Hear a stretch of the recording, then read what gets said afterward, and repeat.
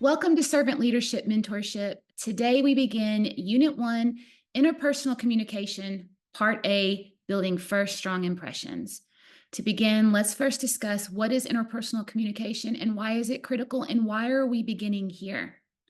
Firstly, interpersonal communication, that simply means communication on one-on-one between you and me, between you and another person. It is the foundational principle for all communication. It is a foundational skill you will need to lead others in life, in your family. If you cannot communicate on the one-on-one, if you cannot properly convey your heart, you will not be able to lead others. You will not be able to even communicate properly with people in your most inner sphere of influence. So that is why we begin our leadership course with this unit, interpersonal communication. I actually have heard it said once, you can't lead people who don't like you. And if someone doesn't like you, it simply could be not because they really truly don't like you. It's just that you have not been efficient in communicating your heart, right? There's a lot of miscommunication. And a lot of that communication begins in that first moment of introduction. So that's why we are also beginning with first impressions. So today's class is all about making introductions and effective conversations. So let's begin with a scripture. Colossians 4:6. Let your conversation be always full of grace, seasoned with salt, so that you may know how to answer everyone. And let's look at that word grace. Let me find it. In the Greek for grace, we have the word charis. It's charis, and it's pronounced two different ways, charis or charis. And it simply means grace, that which affords joy, pleasure, delight, sweetness, charm, loveliness, and grace of speech. So Colossians 4:6 is let your conversation be always full of that, always full of charm and grace of speech and loveliness and sweetness. And it says seasoned with salt so that you may know how to answer everyone. So seasoned with salt simply means that you have been intentional about making it full of flavor so that you can know how to answer everyone. So this skill is something the Lord wants us to have, because without it, we can never properly communicate our heart. So our objective today is to learn how to introduce yourself confidently, ask open-ended questions, and engage in meaningful conversations with the goal being connection. So in other words, all communication is about serving the other person, not being served. Remember, our approach is coming from a place of servant leadership, death to self, pulling gold out of other people. The goal of servant communication is to minister to the needs of the other person rather than achieving your own personal agenda. So if we were in a live class, we would begin with a group discussion of what makes a good first impression. And I would say, think about all the different impressions that you have had the first time you have met another person. And on the flip side of that, I want you to consider first impressions, first introductions with other people where you left that interaction feeling like maybe you hadn't left a good impression. Maybe they didn't see you the way you wanted to be seen. And there's a lot of neuroscience involved in first impressions. They say that people they form a first impression about you within the first few seconds of a conversation. And the reason is there's several parts of our brain, and I'm going to send a supplemental that kind of explains this, but there is the thinking part of the brain where we rationally think things through. And then you have an automatic part of your brain that handles all of your non-conscious functions of your body, breathing, metabolism, hormone, all the stuff that your body needs to function, it It manages automatically. You're not thinking, hey, I need to digest this food. Your body does it, correct? And then there's this third part of your brain, which they call it the reptilian brain, but it's simply the part of your brain that reacts before you have a rational or conscious thought, right? It's your fight or flight part of your brain where you see something and your body automatically interprets if it's a threat or if it's safe. And your body does that all the time. And so within those first few seconds, people are reading all of your nonverbal cues, all of your behavioral postures, your facial expression, and making an instantaneous decision about you. And once they make that impression of you, it takes a lot to overcome that. Okay. So as you are listening, I want you, and if you think about this after this class is done, I want you to consider the moments you had really good impressions of somebody. They just seemed likable, someone you wanted to know, someone you had wanted to have a connection with, someone you wanted to have relationship with. And honestly, it could not even be someone you've met in person. Maybe you've heard a speaker and you thought, oh, I love them.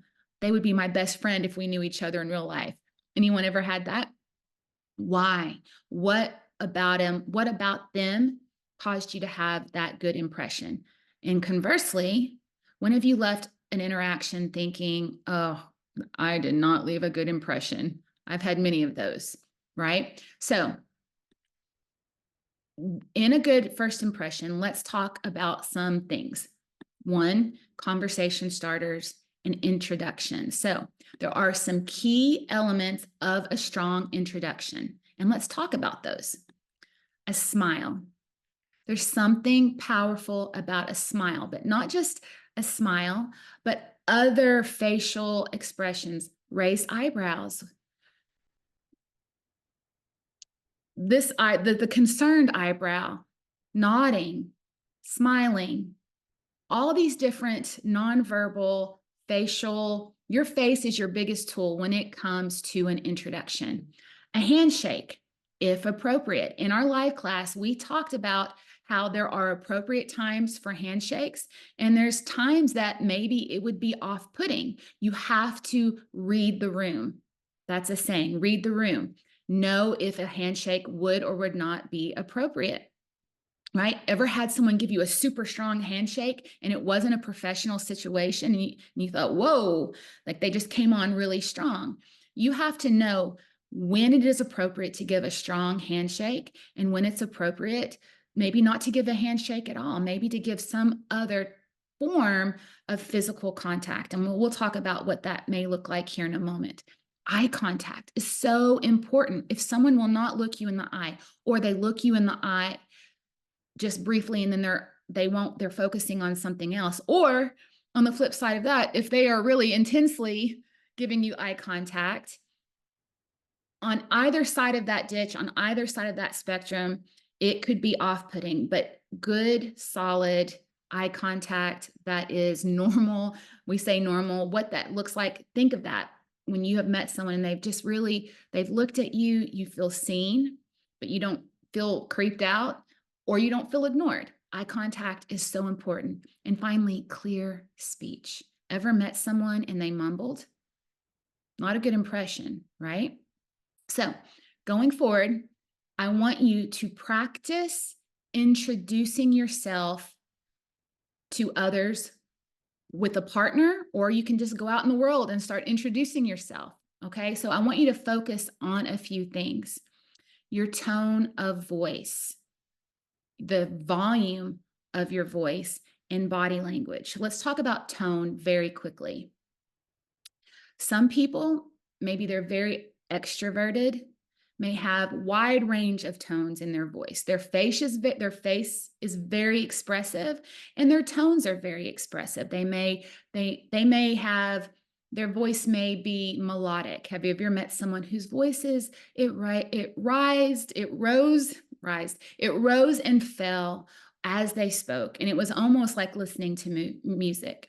And then you have the people that you've encountered for whatever reason, as they talk, their voice doesn't really change and it just kind of stays like this, and there is no ups or downs to the sound of their voice, right? It matters, not just the tone of your voice, the volume. Have you ever had someone who was super excited to be where they were and they just wanted you to feel super welcome? So they come up to you and they are so friendly and smiling and maybe you love that because you too are extroverted and you want to feel accepted and welcomed and warmly accepted and received. But not everybody's like that. Some people are introverted. So when someone comes at them full of smiles and warmth without it being moderated, they feel overwhelmed. They don't receive it, right? They feel like it's too much. So be aware of your tone, your volume, and your body language. Your how you use your body is so important. If you come at somebody with arms crossed, that says so much, right? If you're fidgeting, that says something else. You have to be aware of your body language. And there are so many resources. You can Google communication and body language and get millions of resources, millions of quick videos, millions of articles that can teach you this, but I want you to be aware of it. And so, in your practicing of conversations, introductions, as you're talking to people, I want you to practice something called open ended questions and active listening. All right. So, for example, when you meet someone and you say, "Hi, how are you? I'm Cassandra. What's your name?" And you have that first introduction where you have a slow smile, like you're utilizing your smile. It's not overly bright and it's not absent, but it's a slow, welcoming smile. And you introduce yourself. If you do not ask questions and then listen, the conversation will go nowhere. So you begin with open ended questions. What is an open ended question? An open ended question is a question that invites a more elaborate response than a yes or no answer. So, the difference between open and closed questions, for example, is what do you enjoy to do in your free time versus do you like sports? Do you like sports? The answer is either yes or no, maybe, kinda, right? None of those responses invite ongoing conversation. But what kinds of things do you enjoy to do in your free time? One of the questions I love to ask people who I can very distinctly tell they're not originally from my hometown. I can tell they're from a different region of the United States or maybe a different country is where are you from originally? And then when they begin to tell me, I love to ask this question, how did you end up here? And honestly, with that type of question, I may not have to talk for a really long time. So, as you ask these open ended questions and actively listen, actively listening involves nonverbal and some verbal encouragement. So as someone tells you, "Oh, wow, really?" This encourages their speech as they're going and it shows them that you are engaged and interested in what they have to say. And nodding the head, using your brows when they say something surprising, using your face to be expressive, using your voice to encourage. Yes, wow, really? No way. These are all things that encourage them to continue talking. People will think you are an incredible listener if you get them to talk about themselves. And you can only get someone to talk about themselves by asking strategic, open ended questions. So, and you can only really get good at open ended questions and this type of interpersonal communication by practice. Now, let's talk briefly about personality differences. We all have our own struggles when it comes to communication based on our personality type. If you're very extroverted, you may have no problem at all talking to other people, but your struggle may be closing your mouth and actually listening to what they have to say. If you're introverted, you may struggle with keeping the conversation going because maybe you're shy, maybe you go brain dead and you can't think of something to tell them about yourself. But if you realize this isn't about you, that I really want to know about this other person, they seem fascinating, they seem interesting, and you begin to ask questions because your goal is to know them, connection, right? To know them, then that will guide your questions a little bit more. Other struggles, people that have ADHD, they struggle with hearing something that interests them about the other person and their mind going off and going down a rabbit trail and then losing focus. But if you actively practice listening skills such as acknowledging what they're saying, oh, really? Wow, they did that? You will anchor yourself to the conversation. The other thing to remember is that a lot of people with ADHD, they do this thing where when they hear something that they have in common with another person, they may blurt or they may interrupt the conversation to share their similar experience. And for them, what they are doing is they are sharing a common experience that makes them feel connected to that person. But if you are trying to practice active listening with another person, and somehow you interrupt the conversation to turn it on you, after you finish your story, you may find that you've lost them. They're just like, oh, okay, this conversation's about you. And you didn't mean for that to happen. You thought you were bringing a common thread between the two of you. And not that you can't do that. Oh, I've had a similar experience, for example, is something that you can share to connect. Oh, I've been there, but not to hijack the conversation to just spill out your similar experience. And then you realize after you're done that there's nowhere to go with the conversation because you hijacked it, right? So there's personality. We all have personality. I'm not going to say faults, but areas where we struggle that we can overcome to become good communicators and make people feel heard. So one, you've got to practice the skills in order to master them. So practice open-ended questions and respond to them to continue the conversation. So there's some active listening techniques we just kind of briefly touched on, and we're going to start with a scripture. Proverbs 18:13, to answer before listening, that is folly and shame. And Proverbs 18:2, fools find no pleasure in understanding, but delight in airing their own opinions. So it can be really difficult to tamp down or to suppress that urge to say all the things, especially when they say something that really interests us, that we have commonality, especially with first impressions. You don't want to overtake them and monopolize the conversation. So with active listening, you're going to be nodding, paraphrasing what they said, and paraphrasing what they say will help you stay locked into what they're saying. So if they're saying something, say, okay, they say, I'm from Connecticut. Oh, you're from Connecticut. Where in Connecticut? Right? You're paraphrasing and then asking some more questions. And you guys show genuine interest. People can sense that you are disinterested instantly through your nonverbal body language and cues from your face, from your eyes. If you're looking around the room while they're talking, if you're on your phone, all of these things communicate even when your mouth does not. So body language and nonverbal cues, which we've kind of touched on, are so critical. Eye contact, facial expressions, like we've said, body posture. Have you ever been, well, if you ever been speaking to a group of people and you have people slumped down in their chair, you have people doing this, it speaks volumes. It shows disinterest in what they are saying. Even if they're interested, but perhaps they're tired, what they're communicating to you is disinterestedness. So we have to be hyper aware of what our body is saying, even when our mouth is not.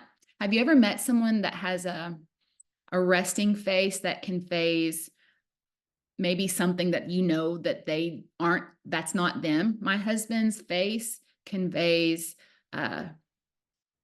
that he's not a very nice guy, but that's just his resting face. He's actually a big teddy bear. And when he speaks, his face illuminates a little bit more and you can see who he is, but his resting face struggles. So if you know that you have a resting face that conveys something other than who you truly are, it's going to take a little bit more active practice to control your facial expression, to have smiles, to have bright eyes, to use your eyebrows to communicate with your facial muscles. If your face remains in a relaxed state at all the time, it may convey something that you aren't intending or don't mean.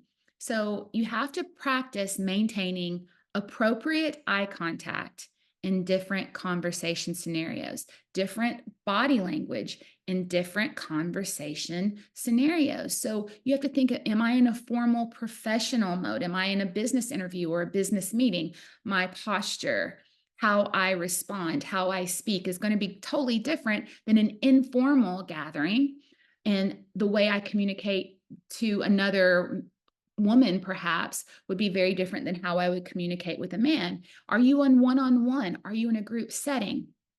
What is your scenario? Because how you communicate can vary widely depending on that. So as you go throughout your day, I want you to practice initiating at least one new conversation during the week. That is your homework. I want you to get in front of a mirror and I want you to practice introducing yourself and smile. Try the slow smile, not overly bright. Oh, hi, how are you? Don't freak people out, but obviously work on using muscles in your face that maybe you're not used to using because you're not a super expressive person. But it's really important to begin utilizing all of these things that we look for in during first impressions. So use a mirror. And speaking of mirror, another tool that you can use is something called mirroring. So people feel like they're being heard when you mirror their posture, you mirror their words, you mirror their expressions because you are giving them back what they are giving. And suddenly they think you're brilliant. They think you are the easiest person in the world to talk to. So that's another thing that you can look up for your resources. What is mirroring in communication? So that is pretty much what we have this week. I want you to think about what your eye contact looks like, how you have open-ended questions. And then next week, we're going to continue with interpersonal communication and we'll talk about other things. So what if when you are asked questions, what if you go blank? How can we navigate the other end of that conversation and to continue to build rapport when we have one-on-one conversations with another person? Well, that's it for today. We will see you next time. Have a great day.